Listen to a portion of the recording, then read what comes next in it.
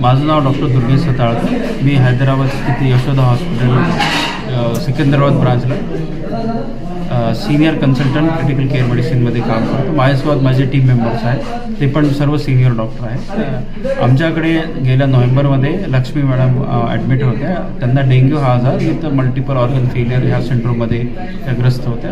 त्यांच्या हार्टवर पण परिणाम होता, लिव्हर पण परिणाम होता आणि ते ऑलमोस्ट ड्राउझी म्हणजे अनकॉन्शियस स्टेटला डेंग्यूमुळे ॲडमिट झाले होते. काही दिवस त्यांनी आम्ही ICUमध्ये ठेवलं, योग्य ती ट्रीटमेंट केली. हळूहळू त्यांनी रेस्पॉन्स दाखवला, म्हणून त्यांनी आम्ही HDUला शिफ्ट केलं आणि ऑर्गन फेल्युअर जे होते स्लोली ट्रीटमेंटनुसार ते पण रेस्पॉन्ड होते.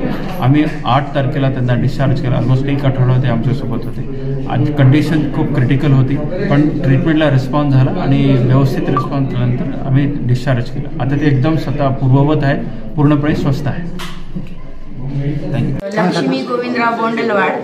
आणि मी डेंग्यू आजारामुळं मी खूप त्रस्त झाले होते आणि मी मल्टी ऑर्गन फेल्युअरमध्ये गेले होते.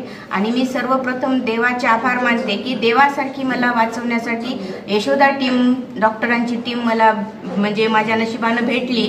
आणि माझ्या मिस्टरांनी मला तात्काळ तिथं ॲडमिट केल्यानंतर मला एकदम चांगल्या प्रकारे ट्रीटमेंट मिळाली आणि योग्य त्यांनी डॉक्टरांनी फॉलोअप केलं. आणि मी आता एकदम पूर्वीच्या कंडिशनमध्ये 100% चांगल्या परिस्थितीत आहे.